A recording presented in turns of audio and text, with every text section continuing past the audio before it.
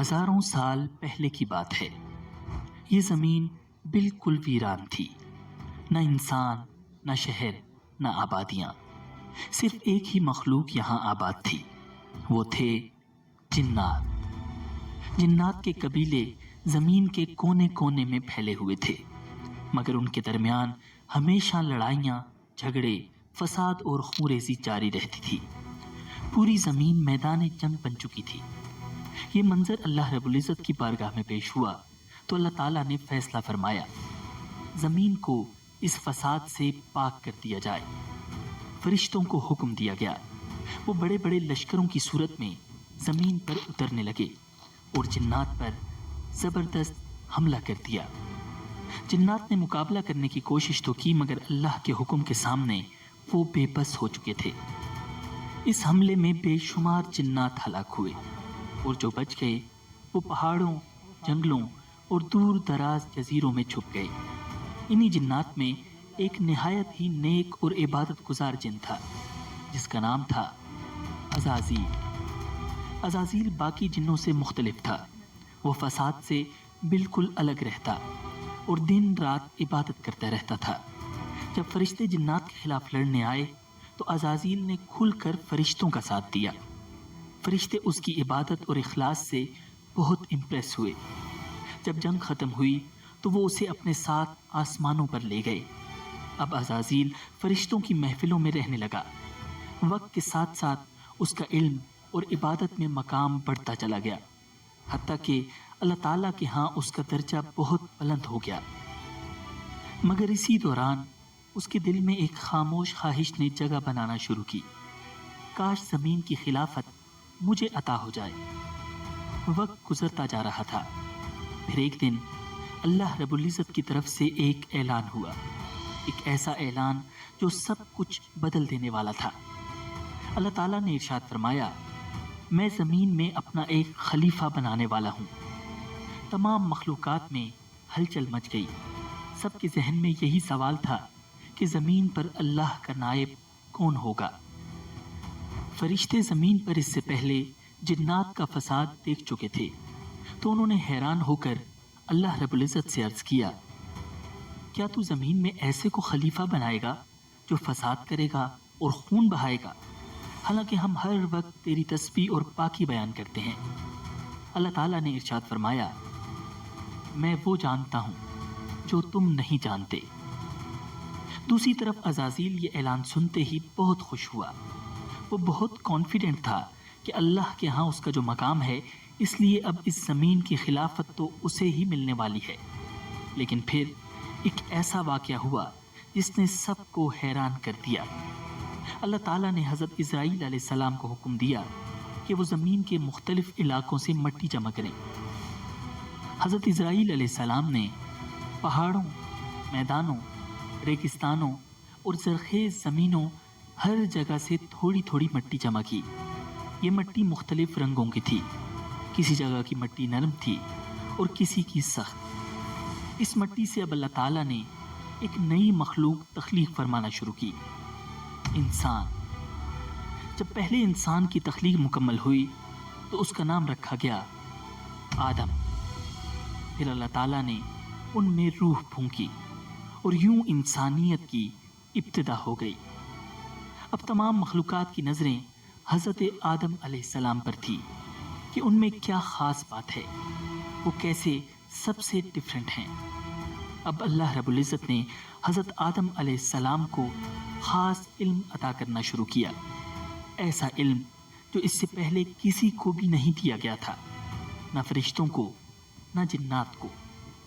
اب اس علم سے متعلق امتحان لینے کی باری تھی۔ اللہ تعالیٰ کی طرف سے فرشتوں اور حضرت آدم علیہ السلام کا امتحان لیا گیا۔ فرشتے کسی سوال کا جواب نہ دے سکے، جبکہ حضرت آدم علیہ السلام نے تمام سوالوں کے ٹھیک ٹھیک جواب دے دیے۔ اب فرشتوں پر بالکل واضح ہو گیا کہ انسان ان سے بہت سپیریئر ہے۔ انہوں نے اللہ رب العزت کے حضور عرض کیا، یا اللہ، ہم صرف اتنا ہی جانتے ہیں جتنا تو نے ہمیں سکھایا، بے شک تو ہی علم والا، حکمت والا ہے۔ اور پھر وہ دن آ گیا جب زمین کی خلافت کا فیصلہ کیا جانا تھا۔ مجلس میں تمام فرشتے اور عزازیل بھی موجود تھا۔ عزازیل کے دل میں انسان کے خلاف حسد کی چنگاری بھڑک رہی تھی، مگر اسے اپنی عبادت پر بہت ناز تھا اور وہ سوچ رہا تھا کہ آدم تو بیچارہ مٹی سے بنا ہے اور میں آگ سے بنا ہوں، میں ہی یقیناً اللہ کے نزدیک افضل ہوں، خلافت تو مجھے ہی ملے گی۔ اور پھر اللہ تعالیٰ نے اپنا فیصلہ سنا دیا کہ زمین پر اس کا خلیفہ انسان ہوگا۔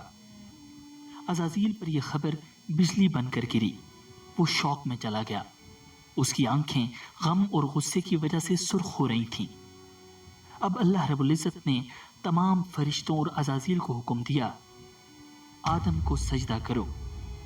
اللہ رب العزت کے اس حکم کے ساتھ ہی تمام فرشتے فوراً سجدے میں گر گئے، سوائے عزازیل کے۔ کسی کی مجال نہ تھی کہ اللہ کے حکم کا انکار کرے، مگر وہ بدبخت گردن اکڑائے غصے اور تکبر کے ساتھ کھڑا ہوا تھا۔ دربار خداوندی میں سناٹا چھایا ہوا تھا۔ اللہ تعالیٰ نے پوچھا، تجھے کس چیز نے روکا کہ تو سجدہ نہ کرے جب میں نے تجھے حکم دیا؟ ابلیس نے تکبر سے جواب دیا، میں اس سے بہتر ہوں، تو نے مجھے آگ سے پیدا کیا اور اسے مٹی سے۔ اللہ رب العزت نے نہایت جلال سے فرمایا، نکل جا یہاں سے، تجھے یہ حق نہیں کہ یہاں تکبر کرے، یقیناً تو ذلیلوں میں سے ہے۔ اب وہ عزازیل ابلیس بن چکا تھا، مردود اور شیطان، مگر بجائے شرمندہ ہونے یا توبہ کرنے کے اس نے اللہ تعالیٰ سے ایک حیران کن درخواست کی، مجھے قیامت تک مہلت دے دے، جس دن انسانوں کو قبروں سے اٹھایا جائے گا۔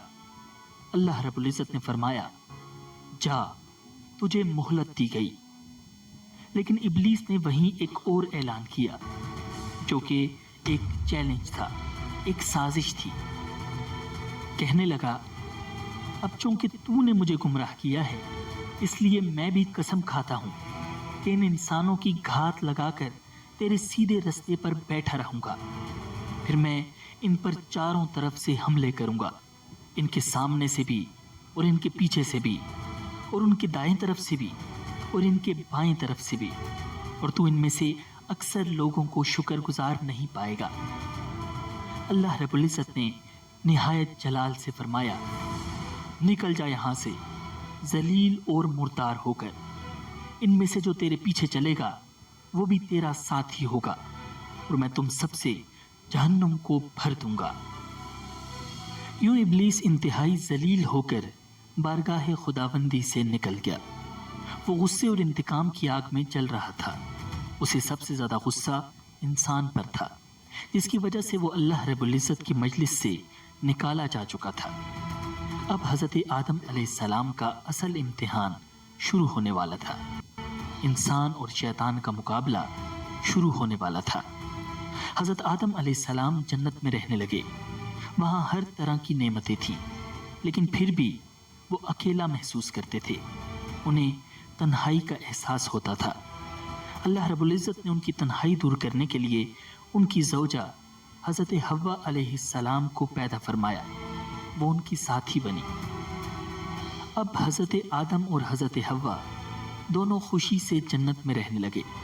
اللہ رب العزت نے فرمایا، اے آدم، تم اور تمہاری بیوی جنت میں رہو، جہاں سے چاہو کھاؤ پیو، خوشی سے رہو، مگر ایک درخت کے قریب مت جانا، ورنہ تم ظالموں میں سے ہو جاؤ گے۔ جنت میں ہر طرف نعمتیں تھیں، آرام تھا، سکون تھا، صرف ایک درخت تھا جس کے قریب جانے سے اللہ رب العزت نے منع فرمایا تھا، مگر شیطان جو پہلے ہی جنت سے نکالا جا چکا تھا، حضرت آدم علیہ السلام سے حسد اور بغض میں جل رہا تھا۔ وہ چاہتا تھا کہ آدم اور حوا بھی اللہ تعالیٰ کی نافرمانی کریں تاکہ وہ بھی اس کی طرح جنت سے نکالے جائیں۔ اسی لیے وہ چپ کے آیا اور حضرت آدم اور حوا کے دلوں میں وسوسے ڈالنے شروع کر دیے۔ وہ ان سے کہنے لگا، تمہیں جنت کے ہر درخت سے کھانے کی اجازت ہے، لیکن کیا تم نے کبھی سوچا ہے کہ اس ایک درخت سے کیوں روکا گیا؟ آخر کیا وجہ ہے؟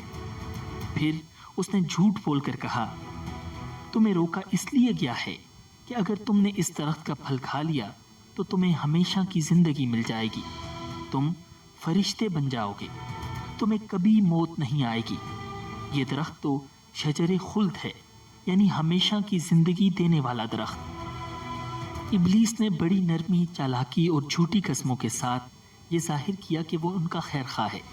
وہ بار بار کہتا رہا، میں تم دونوں کا بھلا چاہتا ہوں، میری بات مانو، اس درخت کا پھل کھا لو، دیکھنا تمہیں کیا مقام حاصل ہوتا ہے۔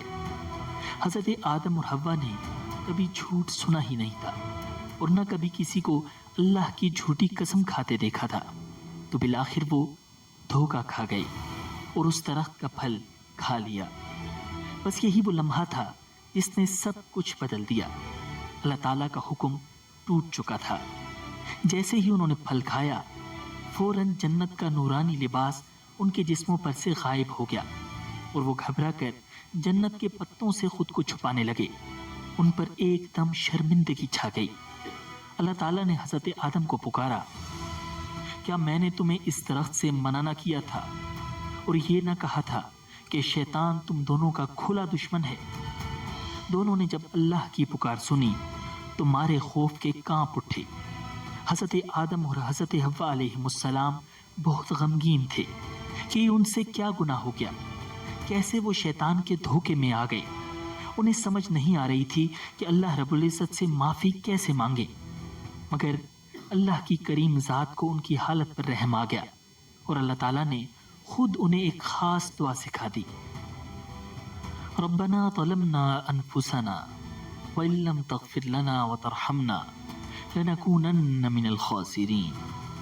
اے ہمارے رب، ہم نے اپنی جانوں پر ظلم کیا، اگر تو ہمیں نہ بخشے اور ہم پر رحم نہ کرے تو ہم یقیناً خسارے والوں میں سے ہو جائیں گے۔ حضرت آدم اور اماں حوا نے یہ دعا مانگنا شروع کی تو اللہ تعالیٰ نے ان کی توبہ قبول کر لی اور یوں توبہ کا دروازہ ہمیشہ کے لیے کھل گیا۔ پھر اللہ تعالیٰ نے فرمایا، اب تم سب انسان اور شیطان زمین پر اتر جاؤ، تم ایک دوسرے کے دشمن ہوگے، وہاں تمہیں ایک وقت مقرر تک ٹھہرنا ہے اور وہاں زندگی گزارنی ہے۔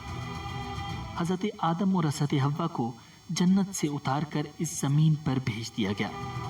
یہی وہ جگہ تھی جہاں ان کا اور ان کی آنے والی نسلوں کا امتحان لیا جانا تھا، جہاں انسان اور شیطان کی ایک مسلسل جنگ رہنی تھی۔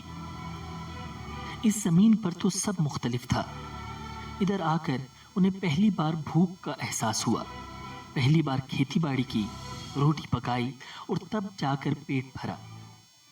حضرت ابن عباس رضی اللہ تعالیٰ عنہ فرماتے ہیں کہ زمین پر اترنے کے بعد حضرت جبرائیل علیہ السلام حضرت آدم علیہ السلام کے پاس آئے۔